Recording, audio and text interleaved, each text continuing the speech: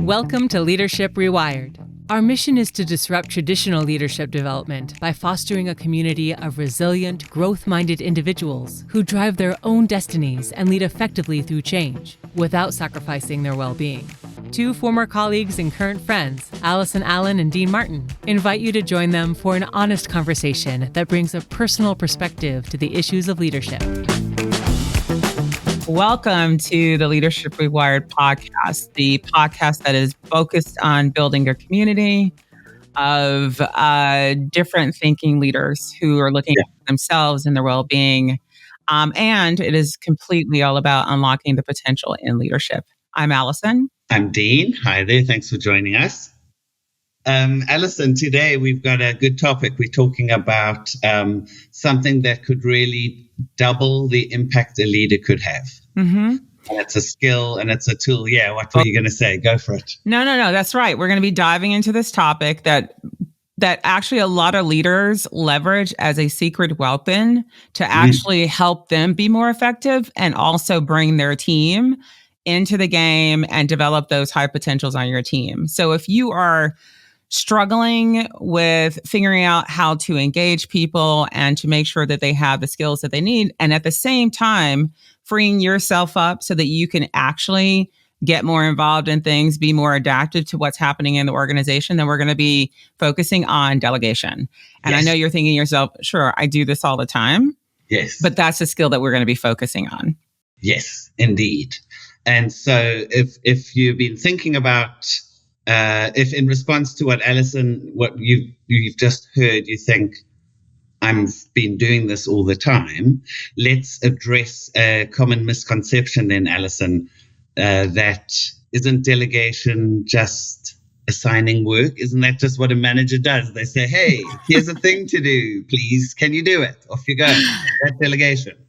No, I mean, look, I think delegation, what's confusing about it for a lot of leaders is, you think I'm assigning work, that's delegation, but in fact, that's actually giving people the job that they're supposed to be doing. So you give me work, I can do it, I do the work. You give me more work, it's jobs that associate, it's roles work that's sort of associated with the job that I was hired to do and have been doing. And delegation is really about giving people work that actually elevates them, that gives them more skills, gives them the ability to develop, give them an opportunity to own something, and at the same time, freeing yourself up to focus on other things. That's what delegation is about. It's really about also taking work off of your desk and giving it to someone else. That's the quickest way to sort of explain it. Right, yeah. And then with the purpose, as you said there, to elevate them, to benefit you as a manager and to elevate them. Right. So any other, any kind of interaction that you're having with your team or your direct reports where you actually telling them what to do or giving them work, that isn't delegation. That's just, spurring them along, being directive and saying, here are your tasks. That's part of your job. Or maybe something that's a little bit more long-term. You're giving them a kind of a vision of, hey, this is what we're focusing on this week. I want you to be mindful of that. But that's still this is your job related. Is that correct, Allison? So think of it like this. Think of it like this. If you're a marketing manager and you go to someone on your team and say, hey, can you produce me a report based on what you did this week and last week, and turn that over. And there's no color, there's no information in there. And you just produce the report basically outlining what you did last week or even this week. And you turn that over to your manager. That activity is not delegation. But if you say, hey, can you produce a report for me of what you did last week and this week? And also, do you mind creating a presentation to capture everything you did and the impact that it had? And I want you to present that at our directs meeting, the meeting of my peers. That's delegation, because maybe your boss asked you to put together a presentation of everything the team is doing. And instead of you spending time collecting all of that information, putting a presentation together in a sort of secret fashion, if you will, and then presenting it to your peers and to your manager, you're in essence involving somebody that you want to develop, somebody that you want to invest in. You want to give them an opportunity to actually get exposure. So that's what delegation, that's the difference. If you're just asking for the report just so that you can go off and do the work, you're missing the mark. If you're asking for the report and you give somebody an opportunity to actually create the content of the presentation to represent their work and also represent their work, that is delegation. Yeah. So I'm hearing in that example, there's a very deliberate, there's a longer term impact that leader's thinking about. You spoke about giving that person exposure. So as a result of you doing this, some senior leaders who may not have been aware of your work or maybe just know your name, now they'll have a bit more direct access to you, or you'll be able to show up even in a live meeting with somebody who's not even heard you talk. They've just seen your work, but they've not seen you, how you're interacting. So that would have been an intention, a deliberate decision for that manager to say, this is why I'm giving you this. I want to be able to develop you further. And this is a very specific example. It's not always about exposure or whatever, but something that's going to help you to really grow. Yeah. And in so doing, I'm also, I'm giving you something that is a bit of a stretch. Yeah. So by doing so, I'm signaling to you that I trust you. Yes. Yes. And I also trust myself in this decision, because we can't trust someone else, but, behind the scene, make it look as though we're trusting someone else, whereas behind the scenes, we're really stressing and going, they're going to screw it up. They don't know how to. Right. So trust is, I trust myself as a leader enough to know I'm going to be able to step in and support this person, and I'm going to be able to withstand any kind of negative repercussion that may happen. Yep. Yeah. I've got enough in my own bank account or my own sort of credibility within the organization to be able to do that. Yeah. Well, I mean, I think there's something about what you're saying, which is, the trust factor, right? So you probably been asked by your boss, if we stick with the same example, to put together a presentation of what the team has done and present it at the next leadership meeting. Yeah. But I think there's probably conversations that have happened between this person and the person that they're delegating to. Like, let's say that person's like, look, I'm very interested in growing.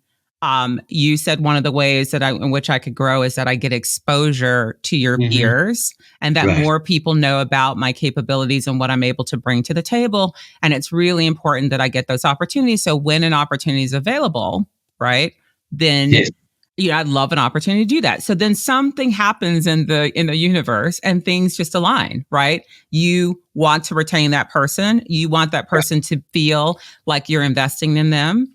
To your point, the trust factor, that's real. But at the end of the day, it's also about taking care of your people and making sure that you're giving them opportunities. So if someone's expressed this, or even if they've not expressed it and you just see the potential in that person, this is an opportunity for them to get an opportunity to work on some work, for you to build some credibility with them, give them a chance to be in front of your peers. And I know you're talking about the sort of trust in the bank with your peers and your leaders, but what about the trust with this person, right? And I think that there is something about, again, being very selective about who you do this with, but doing it in a way that engages them, gives them opportunity. You can give them some feedback post this presentation, and they can continue to grow, versus having that sort of development conversation with your manager, and then your manager never doing anything about it. Again, delegation is work that's sitting on your desk that you can use to invest in your people, freeing you up to do other things and to make sure that you're keeping yourself pulsed on what's happening in the organization. Dean, why do you think it's so hard for leaders to delegate? I think it's tricky because it takes work. There's not an immediate return on it. So it's not assigning tasks how we began. It's not just saying, hey, go and do this presentation for me. That's something else. That's what I would call negligence. To really delegate, I think it takes a bit of time, and a leader needs to be able to come into it with that mindset, first of all, of I do want to help somebody grow. Right. Which implies, therefore, they may not already be excellent at it, or else they would be doing it in any case. So there's a chance that it may not be done the way I would do it. So that's my first challenge. Do I want to relinquish that kind of control? Because I've done really good presentations for the C-suite before, and now I'm asking somebody else to do it. May not be done the way I want it. So that's my first sort of challenge. I think that can get in the way for a leader, relinquishing control. Secondly, being prepared to do that work in saying, okay, now I'm going to need to work with you a little bit. I'm going to give you some direction, going to give you some guidance, some coaching conversations. How are you going to approach this? Where are you going to have some autonomy to be able to deliver on this task? Where can I give you some free reign to do it? That's effort. Right. That's time. And I have to talk, and I have to book a meeting, and I have to share a thing. And I'm like, I don't have time to do it. Let me just do this friggin' presentation on my own. Back to control, and it's easier. And I think the third reason why leaders may want to delegate but don't quite know how to is that if you have been really reactive as a leader and working super fast, and you're just like bashing work out, and you have taken your eye off your team, you may be less aware of what your team is good at, what each of their skills are, and what their development areas are. Right. And to delegate, you got to have a really good sense of like, oh, I've got this. Here's a great opportunity. I want to get rid of this presentation, and this person in my team, I know exactly this is the right opportunity for them. So you're almost like booking gigs for your people. That's how you're viewing it. I need to know all these things that I'm holding in my mind around. This one needs exposure in this way, and somebody needs to be stretched in this way, and someone needs autonomy here, and somebody needs to be reined back there, someone needs freedom there. I need to hold all of that. And then I can look at my work and go, oh, this is a perfect thing for me to delegate. This guy is going to be great for it. I know him. I've got time to do it. I'm prepared to relinquish some control around it. It's going to benefit me long term. It's going to benefit him long term. That was a long answer. Imagine how long it takes to do it. Like, it can take a bit of time. Yeah, I think that's my reason why I think some people may not want to. So there's a lot in there. And while you were answering it, you felt you almost felt like you were a little bit exasperated. So I imagine this almost like, but I think that what you're describing is real, right? So it is about relinquishing some control, right? And it is about trusting your team. And to your earlier point, it's about being cognizant that you have people on your team that you have to develop. And yes, that may mean that you spend time with them. But that actually is what you're supposed to be doing, right? Your part of your job is not just to get work done. It's also to retain your best people. And I want to say that one more time, retain your best people so you don't lose them. I'm not saying delegation is for every single person on your team, right? Most people who go down the delegation journey start with one person on their team. Right. Which can get risky, and we can talk about that later, but they start with one person on their team just so that they can build the muscle of relinquishing work, learning how to now coach in this way. Notice I say coach in this way. And they learn what's the reaction of my peers and my leader when I put somebody else in front of them. Yeah. So they learn through this experience, and then they figure out what muscles they need to flex and what muscles they don't. I'm not suggesting that if you've never delegated before, that you then go and delegate to everybody on the team like it's a peanut butter sandwich. That's not my suggestion at all. But it is choosing one so that you can learn at the same time. Right, and again, remember, your job is to be developing, especially your top performers, especially the people you want to retain. The last thing you want for someone to say on an exit survey is that you expressed your desire to grow, and you were very explicit with your leader, and your leader agreed, but nothing ever happened. Right? Yeah. Delegation is that one thing that you don't have to go to learning and development for, or send them to a training class. It's on your desk and it frees you up. Create a little bit of a strategy around it. So you are right. It's about control. It's about trusting. Anything else that you would add to that? Well, I think, when you were talking about, we would hate for somebody to say in their exit interview, I asked for greater growth opportunities. And what we sometimes will hear is, but instead I just got more work. More work. So that is back to how we started. This isn't just giving people more stuff to do, increasing. And again, I don't mean to sound patronizing, but this isn't like, I'll help you grow. Okay, I'll just give you used to do 50 of these in a day. Can you now do 60 of these things in a day? That is not development. Qualitatively different, the kind of work I'm asking somebody to do. That's what growth feels like. Maybe it is something in terms of volume. Somebody could produce a certain kind of report one a day, and now we're saying, hey, how do we do a little bit more of it? But my intention behind that delegation is growth, and it can be very clearly articulated, not I want to keep this guy busy, so let's give him some more stuff to do. Right. And I think we think by increasing performance, like, you used to do 10 widgets, now do 25. It's exactly your point. That is a form of delegation, but actually, no, that's just you trying to get more out of people. And you should try to figure out a way to get more out of people. So if you notice that someone can do 10 widgets and you want to know if they can do 25, absolutely test them and see what can happen there. They can do 25, and maybe you're setting goals too low. And so that's a message for you to think about their current work and how do you actually optimize them so that they can actually do better, stronger things in their current work. But this is really literally about giving a person something on your desk and asking them to do this. I remember when we first did one of our podcasts and you were talking about one of your skill sets. So one of the things that you're not really great at is operations, right? And I agreed with you and I, like you and I are both not so great at operations.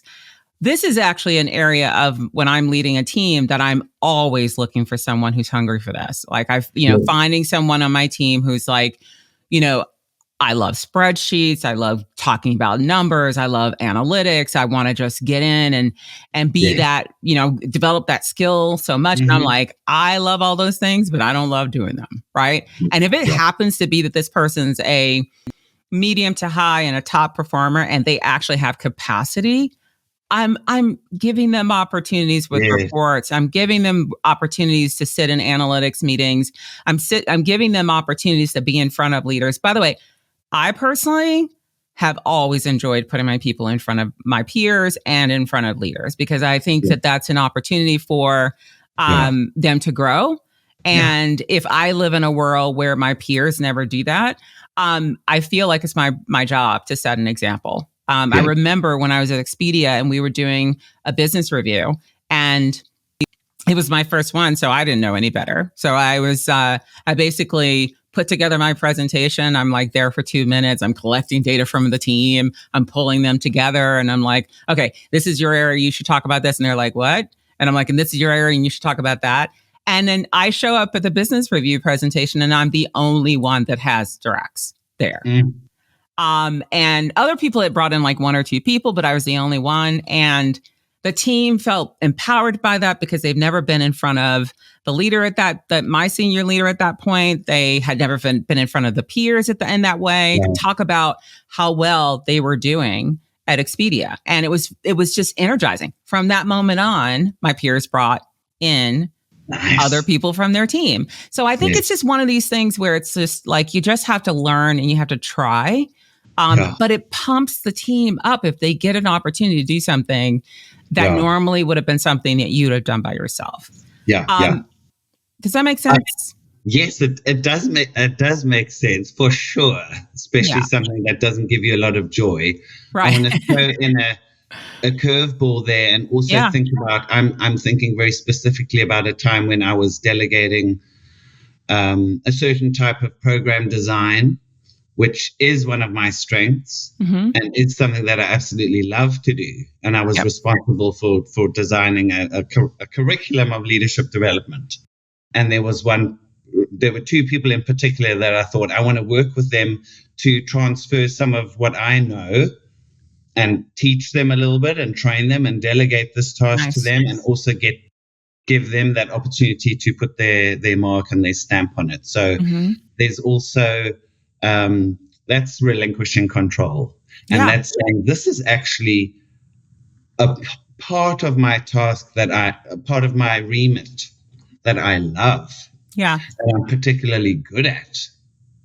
And now I'm still going to work with somebody else and say, hey, I want you to take the lead on this. I'm with you. I'm going to show you stuff. You're good at this. You've expressed an interest in this. You've shown aptitude here. You're great at this. We're going to do this together. Right. So I think it's like, get stuff off your plate for sure. And then also think about what are the right sorts of parts of your role that maybe you are strong at or that you are good at, or still time-wise you can free up for yourself, but you may still love it. Yeah. And what a beautiful growth and investment opportunity that is to work with a manager who says, hey, I love this thing so much. And I know you do too. Hey, I want you to get even better at it with me. Here, do you want to do this? Right. And I think what's beautiful about that particular example, which you took the counter, which is I don't love operations and you loved what you were doing from this design perspective. But I think that's also it says a lot about you as a leader, right? Something you're really good at, something you absolutely enjoy. And you are then yet taking that and delegating and giving a person on your team a chance to sort of learn from you, to grow in their skill sets in this space. And I think that's also another form of delegation. I think that the thing I just want to really, really clarify is that this is literally not about randomly offloading work. Like, this is really being strategic. I remember there used to be this, HR sales pitch, like feedback is a gift, delegation is an art. It's like, I don't know why we had to come up with these titles, but anyway, but it is in some respects an art, right? It is something where you're literally able to think about your people, think about what they're jazzed about, what they want to do more of. You are able to look at your book of business that's sitting on your desk.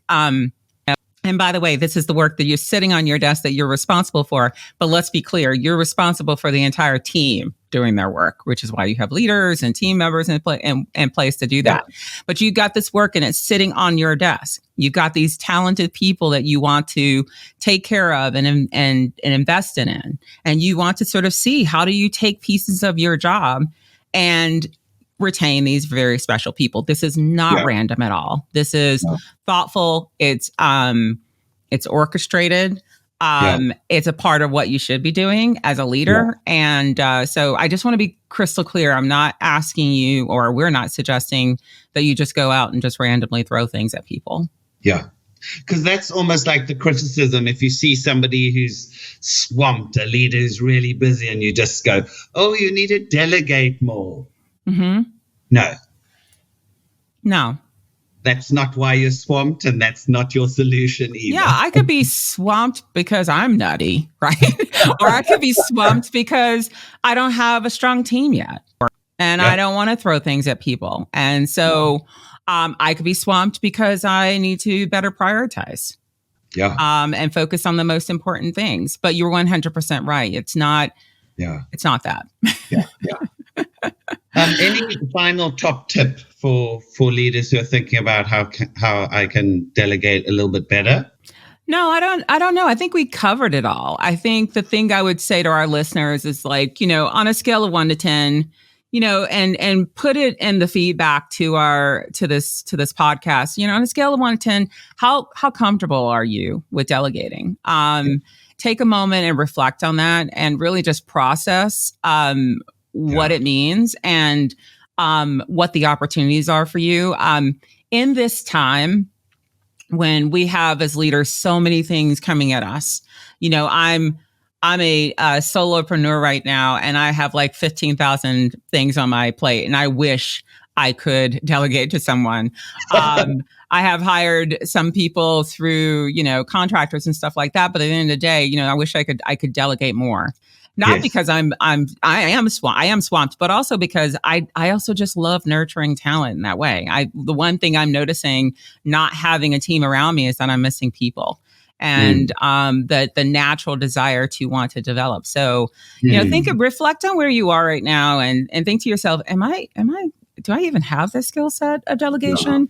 And on a scale of 1 to 10, 1 being not so great, and 10 being awesome. Where are you, and what do you need to start, practicing? Dean, what would you say is a good way to start? I'm gonna take you as a role model as how to start, because what you've just said has really touched me. There is that if you think about what leadership is, it's not just directives and getting work done, it's growing people. Mm-hmm. That is a prerequisite, is that you're not just managing and maintaining a status quo. Your team should look different every couple of weeks and months.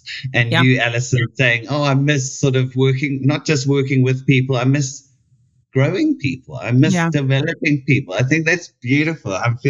Thank you for that on this afternoon for me. And so, where a leader can start is thinking about, what's my mindset? Maybe that's the biggest shift I need to take, that this isn't just about, I don't know, a skill I should do more of, or something that I've heard that's important, or like, who the hell cares what's delegation? But what do I really care about as a leader? We're rewiring leadership here. What a powerful way to enable myself to drive my own destiny, to be able to get more done, and to have a positive impact on others, to be able to be growing my people by using this very selectively and very intentionally as a tool, that I'm picking up delegation very deliberately to say, I want to grow you. I'm going to support you in this. I will give you the direction or the training to do this task. I trust in you. I'm going to stay close to you. That is beautiful. That for me, if you took away the label of delegation and you just said, this is what a leader does to somebody, they come alongside them, they say, I see potential in you and you want to grow in this way, and I found a perfect thing for you, and I'm going to stay close to you, and I want to see you succeed. That is goodness there. That is leadership. Yeah. And we happen to say this is about delegation. So that's how we start. Think about what's in my heart. What is my intention around being a leader? Is it maintaining a status quo and getting stuff done? Or can I, bump that up a little bit more with, I am here to make my people better, to help them grow.